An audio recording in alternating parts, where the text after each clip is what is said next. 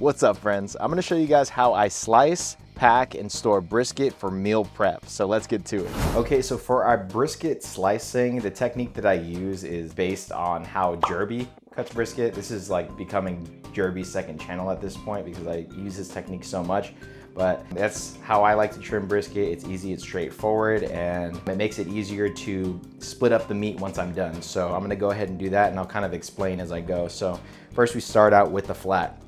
So I've made a mistake here because usually what I like to do is I like to, when I'm trimming it, I'll cut off a corner of it so I know which way the grain of the meat goes. But as you can see, this is completely rounded. I don't know where the grain of the meat is. However, fortunately, because I scalped it so bad right here, I can see that the strains of the meat are going this way. So I want to cut like this.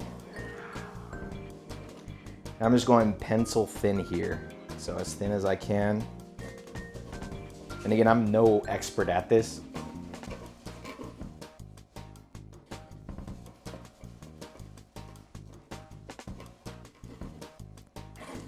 So as I'm getting closer to the center of this flat, I'm gonna start angling my cut so that it's gonna be parallel to the point right here. So just be mindful of that because if you keep cutting this way, you're gonna, end up in the point right here.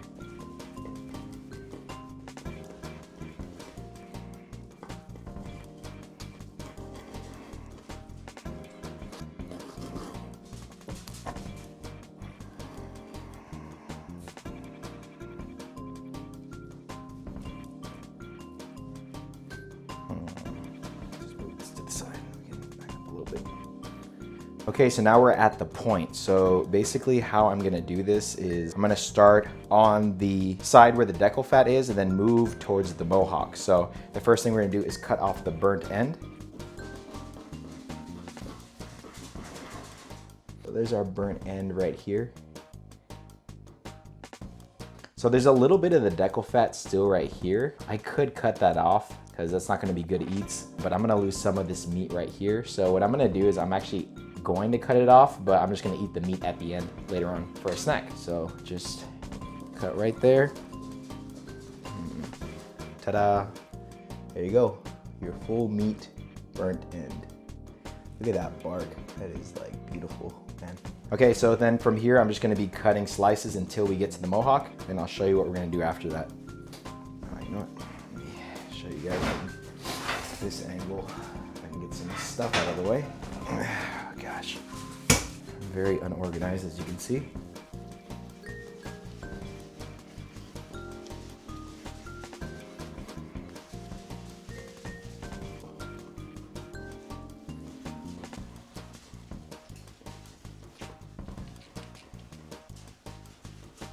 Oops. Yeah, my knife is not super sharp, so I kind of killed my bark there. Okay, so let's get our point slices out of the way. Then we're left with this hunk of meat right here. So we have our beautiful Mohawk. There's gonna be some insane burnt ends off of this. In the middle is just a big hunk of fat. And then on this side is basically a piece of the flat that runs underneath the point muscle. So I'm gonna pretty much cube up both of these, and these bites are gonna be a lot leaner and not as good as the burnt ends I got from the decal side and the Mohawk, but put some barbecue sauce on it. I mean, even eat it plain, it's gonna be delicious. Anyway, so basically just cut like this. There you go, piece of the flat. We're gonna cube that up and then come over here. We're going to cut out as much of this fat as we can without taking out meat. So, let's see.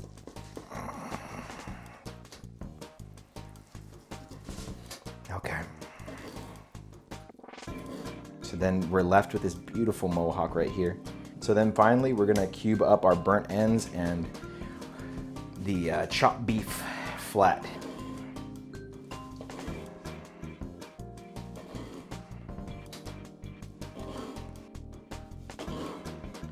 Man.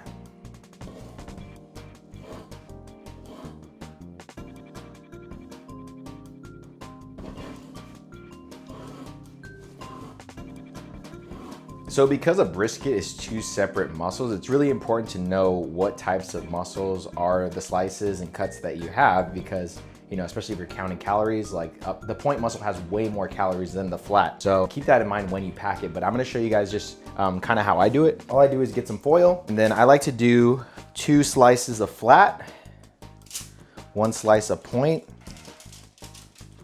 and then a burnt end. All I do is take that, fold it up just like this, and then freeze it. And this will stay in the freezer for at least like 2 months. But if you're gonna put it in the fridge, it's only gonna last about 4 days. And I would say that if you're not gonna eat it within the 4 days, make sure to freeze it immediately because you don't want it to lose the smokiness and the richness of beef flavor. Okay, and I'll show you guys one more time. So this time I'm gonna do 1 slice of flat, 2 slices of that chopped lean beef, and then we'll do a burnt end and a slice of point. So if you know you want to reheat these the next day, make sure to take it out of the freezer and into the fridge so that I can thaw out overnight. And then if you want to know how to reheat brisket, I actually have a video on that. So I'll have that in the description below so you can check that out. Now this is great if you love to barbecue, but like you don't have a family or you have a very small family and not a lot of people are going to eat your brisket, because you can just make it, you can pack it, and then you can eat it over the next 2 months and you're not gonna waste any food. So I highly recommend that you do this. If you love barbecue, you wanna make a brisket, but you don't have enough friends to feed, try this out. So I only made 2 packs of brisket because I'm planning to share the rest of this brisket with my brothers and sisters at church tomorrow, but I have big plans for these. I'm gonna do some leftover brisket recipes, so stay tuned for that. But in the meantime, check out how I made this brisket by clicking on the video on your screen right now.